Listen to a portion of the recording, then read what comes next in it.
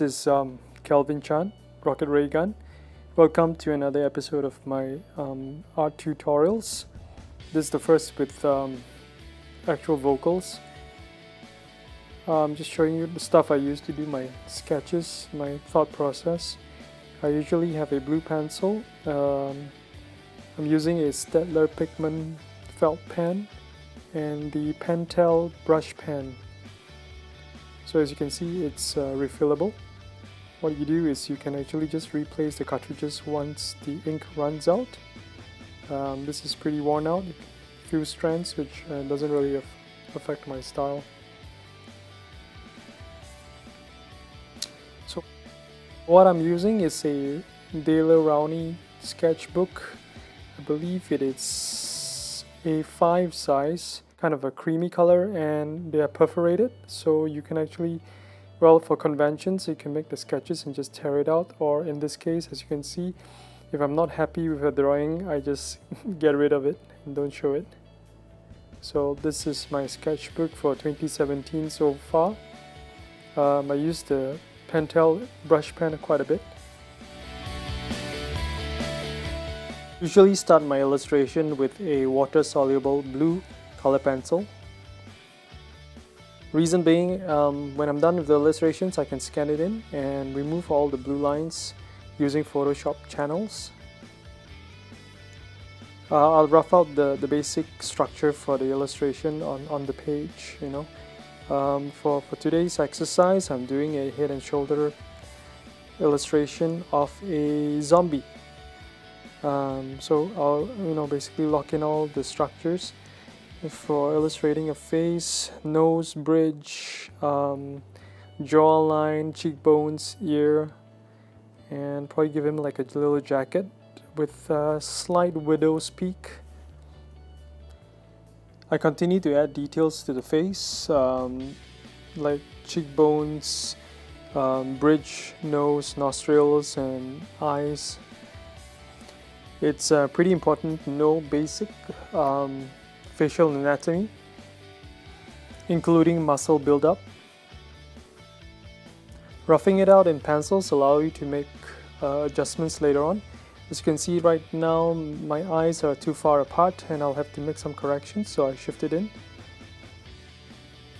And then I start locking in the inks, adding more details. I'm using pretty clean lines right now with the Staedtler pigment 3mm felt pen. My lines for this illustration are clean. Just want to get the basic shape out there before I add the brush inks later on. I think it would look more scary or menacing if the mouth was open. Any opportunity to draw scary fangs works for me. Right now I am trying to simulate tissue damage.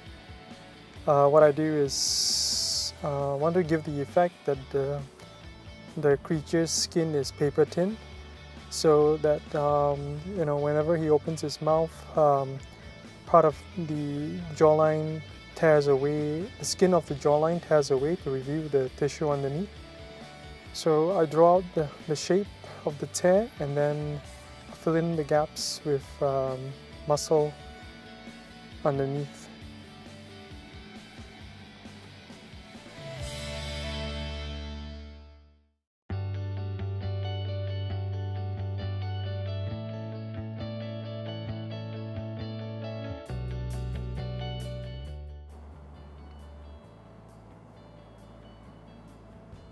For the exposed part of the brain, I actually make it look like whole chunk of the skull has been ripped away, and I add in details of just some highlights of the brain underneath.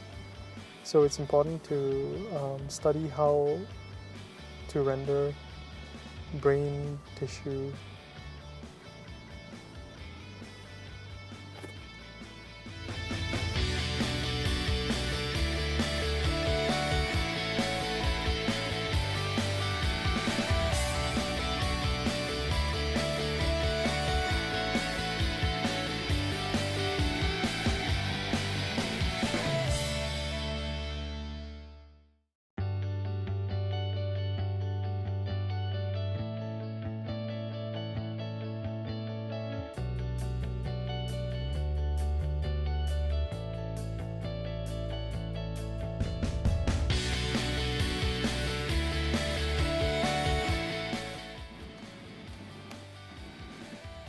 I'm adding details for his jacket. I've made the zombie look like he's wearing a backpack, carrying a backpack, so just showing how the straps on the collars and his shoulder looks like.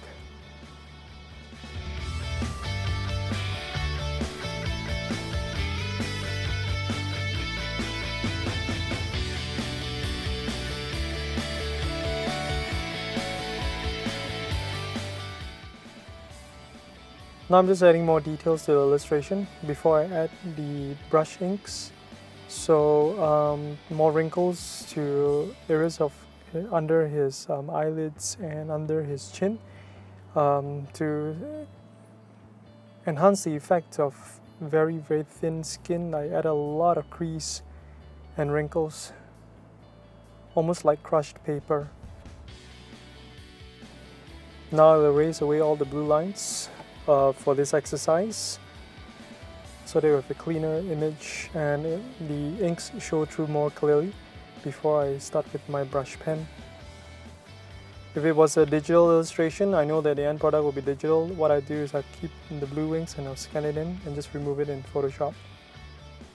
With the pen brush, or rather brush pen, with Pentel, I fill in the big black shadow areas first. So I block out all the 100% black areas first, all the major chunks, before I move into more minute details. It's important to know where your light source is so that your viewers can tell exactly where the light is coming from and where your shadows are going to go. It kind of helps you, guides you where to put your shadows as well. So for this illustration, the shadows are kind of from the right side, maybe a little high. So I have to understand all the principles for lighting and basically fill in the shadows in the respective areas.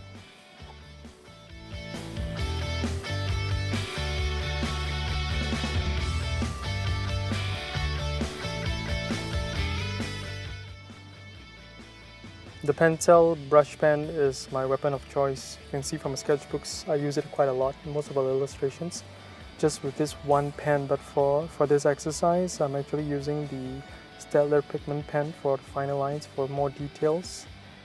This pen is easy to use, it's refillable, so just with one pen I can finish a whole illustration.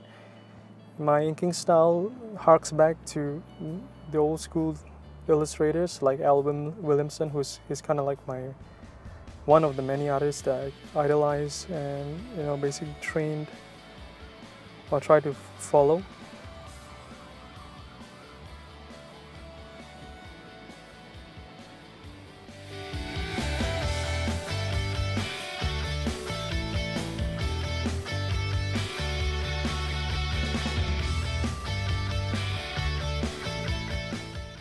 Okay, the illustration is pretty much done.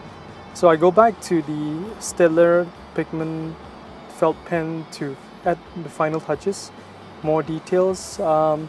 When you have a harsh black object or stroke and you add a few fine strokes on the edges, it gives it a very soft, gradual feel.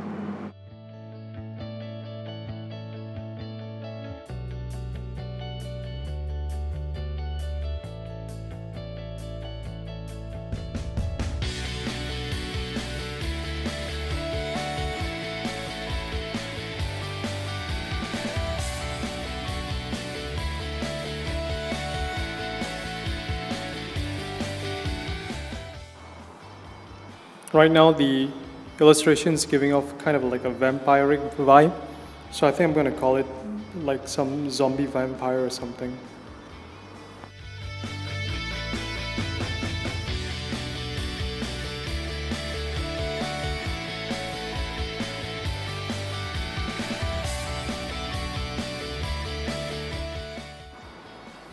In case you're wondering where the funny accent is coming from, I am from Singapore. Nice to meet you all.